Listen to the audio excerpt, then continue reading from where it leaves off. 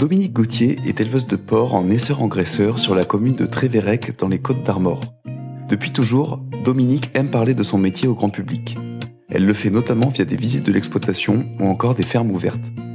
Depuis 2016, elle communique largement via ses réseaux sociaux et particulièrement sur sa page Facebook qui compte aujourd'hui plus de 4000 abonnés.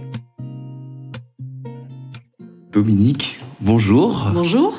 Merci de me recevoir. Est-ce que pour commencer, tu peux te présenter et présenter ton exploitation ? Oui, il n'y a pas de souci. Donc moi c'est Dominique Gauthier, je suis mariée, j'ai 3 enfants et puis je suis installée depuis 1992 sur la ferme familiale, la ferme de Kermérien. Aujourd'hui, on a donc 600 mères sur l'élevage. On est en esseur-engraisseur. Ça veut dire que tous les petits cochons qui naissent à Kermérien sont élevés à Kermérien. Et à côté de l'élevage, on a aussi 230 hectares de terre sur lesquels on cultive essentiellement du blé et du maïs qui nous servent à nourrir nos animaux. Eh ben parfait, le décor est posé. Donc là, on est là aujourd'hui surtout pour parler du fait de communiquer positivement sur le métier d'agriculteur. C'est quelque chose que tu fais beaucoup. Oui. D'où est venue cette motivation, en fait, de vouloir communiquer sur ton métier? Alors, à Kermérien, on a toujours eu à cœur de faire visiter notre élevage. C'est vrai que moi, depuis que je suis toute petite, moi j'ai toujours vu du monde venir visiter l'élevage. Mes parents ont toujours accepté de faire visiter l'élevage. Et ils étaient très moteurs dans l'innovation des bâtiments et tout ça. Donc, il y a eu toujours beaucoup de visites. Et puis dans les années 90-2000 là, où c'était quand même une époque où l'agriculture commençait à être un petit peu malmenée, là on s'est dit faut qu'on aille un peu plus loin.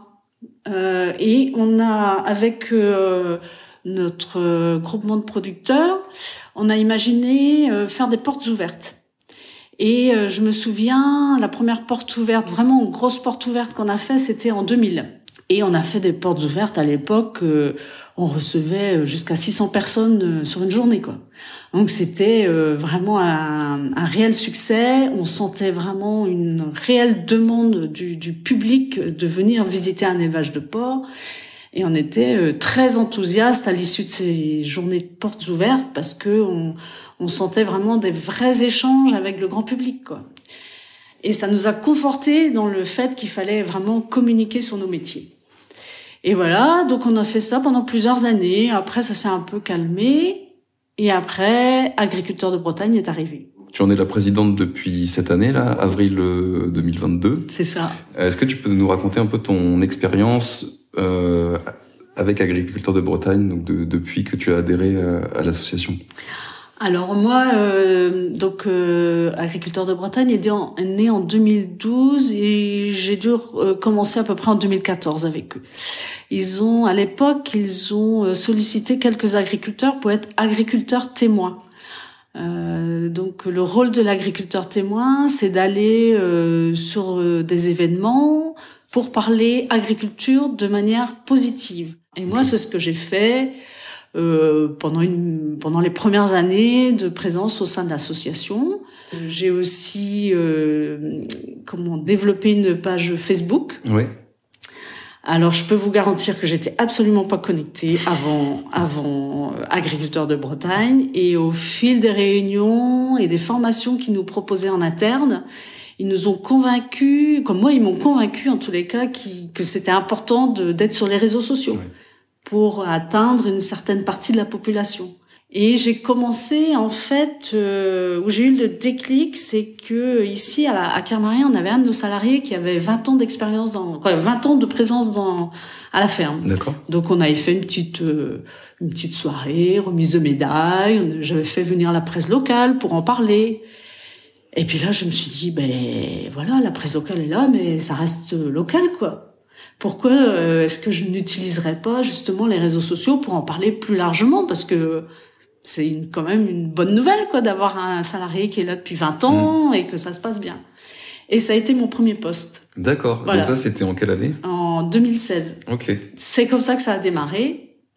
Donc j'ai fait mon premier post comme ça. C'était sur Facebook du coup à l'époque, j'imagine. Ouais. Et donc voilà, ça a démarré. Puis après j'ai commencé. En fait, on a tellement de choses à raconter dans nos élevages, quoi. C'est une activité qui prend beaucoup de temps d'alimenter les réseaux sociaux. Est-ce que toi, combien de temps t'y passes? Est-ce que tu fais ça un petit peu au feeling ou est-ce que il y a un calendrier de publication ou... Alors, je suis vraiment au feeling, moi. Ok. Ouais. Pas de calendrier, parce que moi, j'estime, quand je sens bien que si je fais une publication, il faut que je sois inspirée. Si je fais une publication par obligation, ça marche pas, parce que voilà, les mots sont pas les bons. Quand il y a pas d'accroche, il y a beaucoup moins d'accroche. Donc moi, c'est vraiment au feeling. Parfois, je suis 3 semaines sans rien faire. Hein. D'accord. Et puis parfois, pendant 2 ou 3 jours d'affilée, je fais quelque chose. C'est voilà, je veux raconter quelque chose, je veux raconter une histoire, et il faut que l'histoire soit bonne, soit intéressante. D'accord. Donc c'est quel genre de contenu qu'on peut retrouver? Des vidéos? Oui, alors j'ai remarqué que les vidéos fonctionnent beaucoup mieux que les photos. J'ai remarqué aussi que une vidéo qui est plutôt rigolote ou ouais, il y a de l'animation. Bon, la celle que j'ai fait en dernier, là, c'était lundi dernier avec la canicule. Voilà, dans l'élevage, fallait arroser les couloirs pour essayer de baisser la température. Ça a fini en bataille d'eau entre les salariés. Donc j'ai posté ça et puis ça a marché, quoi. Ouais. Ça parle, quoi. Les gens ont besoin de choses positives. Ouais. Et j'ai remarqué que quand on parle de choses très sérieuses, ça marche un peu moins. On va juste revenir à Agriculteurs de Bretagne. Tu es présidente depuis le mois d'avril. Oui.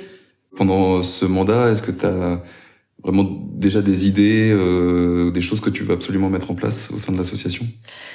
Actuellement, j'ai vraiment à cœur de consolider déjà tout ce qui a été fait, notamment le socle des agriculteurs témoins. Je pense qu'il est essentiel qu'il y ait de plus en plus d'agriculteurs, qu'on arrive à embarquer de plus en plus d'agriculteurs dans la belle aventure d'Agriculteurs de Bretagne. Après, il y a des choses qu'on a en tête, qu'on aimerait bien développer, notamment dans le digital. On peut revenir à l'agribashing, là, dont on parlait tout à l'heure. Donc, dans le secteur du cochon, malheureusement, j'ai l'impression que c'est quand même plus que dans certaines productions, enfin les élevages hors sol, oui, notamment. Est-ce que tu as observé des changements de mentalité grâce au fait d'ouvrir l'exploitation au grand public et d'être présent sur les événements, avec l'association notamment? Alors c'est vrai qu'en élevage de porc, malheureusement on a une mauvaise image, quoi. Et c'est ce que je disais au début de l'interview. On en a pris conscience très tôt, et c'est pour ça aussi qu'on a commencé à communiquer très tôt. Et moi, pour ma part, je pense que le fait de communiquer, ça aide énormément. Ici à Kermarien, on n'a pas vraiment de soucis d'environnement social, le voisinage, ça va bien. Alors on fait attention. Il y a eu quelques années, on s'est rendu compte qu'il y a eu beaucoup de maisons dans notre voisinage qui avaient changé de propriétaire. On a fait une petite porte ouverte dédiée à ces gens-là. Et je sais qu'au travers de ma page Facebook, il y a des personnes aussi qui se disent tiens. On irait bien visiter l'élevage avec des amis qui arrivent d'une autre région, et comme ça ils vont voir un élevage de porc, et alors moi sans problème je te fais visiter. La communication est essentielle. Quel conseil on pourrait donner à quelqu'un, un agriculteur ou une agricultrice qui veut commencer à communiquer sur ce qu'il fait? Je pense que la visite sur la ferme, c'est peut-être la chose la plus facile entre guillemets à faire, parce qu'on est sur son territoire, on est chez nous, et on maîtrise le sujet. Après, c'est peut-être bien de demander à avoir une petite formation de communication, de savoir comment parler, quels mots utiliser pour parler au grand public.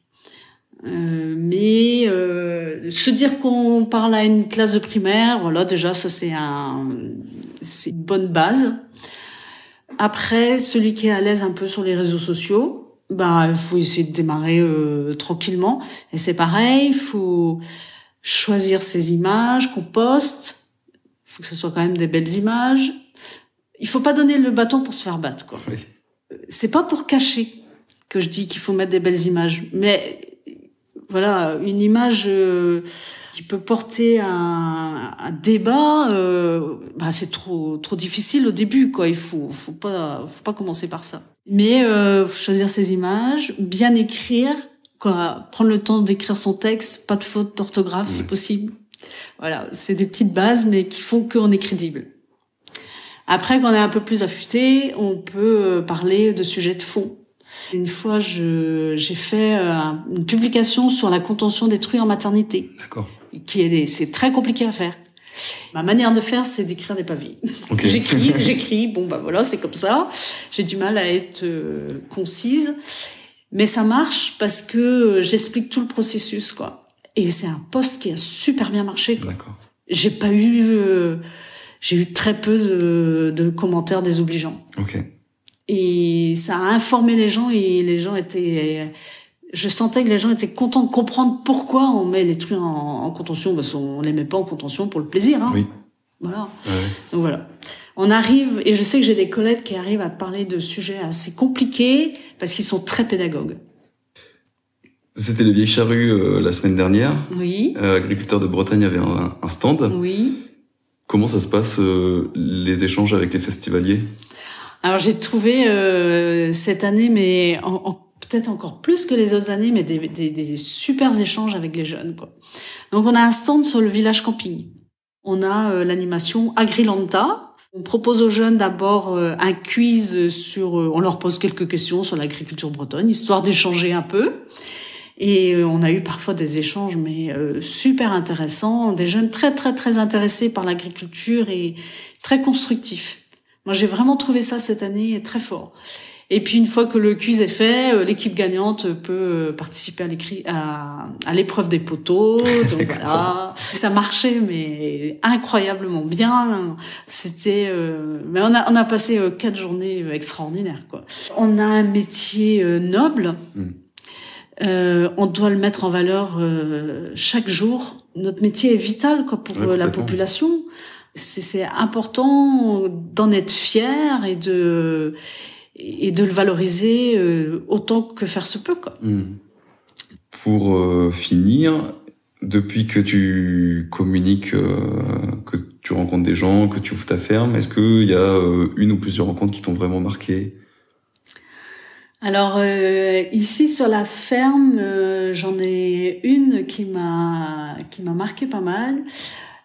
Donc c'est une maison qui est à 300 mètres à vol d'oiseau de la ferme, et c'est une résidence secondaire. C'est une maison familiale et les gens viennent en vacances là l'été.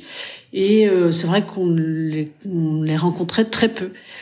Et la dame m'a demandé par les réseaux sociaux si c'était possible de visiter la ferme. Donc ok, pas de souci, on y va. Et donc ils sont venus. Ce sont des gens qui vivent en région parisienne.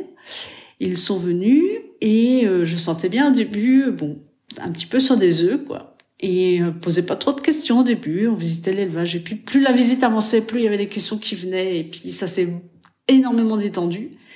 Et à la fin de la visite, le monsieur qui me dit « Eh bien, merci beaucoup et quelle belle surprise !» Alors là, tu te dis « Trop bien, quoi !» Là, je me suis dit, voilà, le boulot a été fait et maintenant, ces gens-là, quand ils viennent, ils nous invitent à l'apéro, ils sont rassurés parce qu'ils ont pleine vue sur l'élevage, quoi. Ouais. Ils sont rassurés de ce qu'on fait derrière nos murs et quand je vois bien, ils nous suivent sur les réseaux, ils sont très actifs et une autre fois, je propose de temps en temps des créneaux de visite sur Facebook et donc c'est souvent des familles qui viennent. Et un petit jeune qui est venu en famille, 12-13 ans là, et puis voilà, je le voyais, il était un peu là, il savait pas trop quoi penser non plus. Puis au bout d'un moment, je le voyais qu'il discutait avec sa maman, je me dis tiens, il y a peut-être un souci. Puis sa maman me dit non, il découvre un milieu qu'il connaissait pas du tout, et il dit mais ça a l'air trop intéressant, tout ça. Et voilà, la visite s'est passée. Puis à la fin de la visite, je dis aux jeunes, écoute, si ça t'intéresse, stage de 3e, tu toques à la porte, hein, et puis tu viendras en stage, comme ça tu verras vraiment ce que c'est. Okay. Et je pense qu'il va venir. D'accord.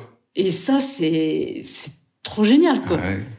Parce qu'il, voilà, il a découvert un milieu qu'il connaissait pas du tout. Il s'est dit, tiens, pourquoi pas pour mon métier plus tard.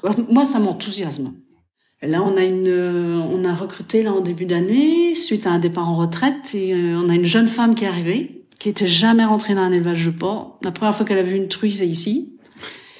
Et ben, elle est là depuis janvier et elle s'est découvert une vocation. Ah ouais. Elle est trop bien. Elle adore ce qu'elle fait. Alors, je croise les doigts. J'espère que ça va continuer longtemps, mais parce qu'on lui a dit, nous, on n'embauche pas, c'est pas pour des petites périodes. Nous, on embauche à long terme. Mais voilà, elle se plaît là. Elle a trouvé un boulot stable. Il y a une bonne ambiance d'équipe et ça fonctionne, quoi. Trop bien. Trop bien. Ouais, trop bien. C'est top. On a vraiment un métier, un très beau métier. Et quand on arrive à rentrer dans le positif, mais il y a plein de choses positives. Il faut qu'on arrête de parler uniquement de ce qui va pas. Et parce qu'il y a tellement de belles choses à côté. Donc voilà, faut mettre en avant les belles choses. Après, il y a des choses qui vont pas, ça c'est clair. Mais il faut mettre en avant ce qui va. Et ben, c'est un très beau mot de conclusion. Merci beaucoup. Merci Alexis. Merci beaucoup d'avoir écouté cet épisode jusqu'au bout. Si vous le souhaitez, n'hésitez pas à laisser un avis sur Apple Podcast et Spotify. Et vous pouvez partager cet épisode autour de vous. Si vous avez des idées de sujets que vous aimeriez qu'on aborde dans le PBcast, dites-le nous en commentaire ou bien sur les réseaux sociaux du journal. À dans un mois.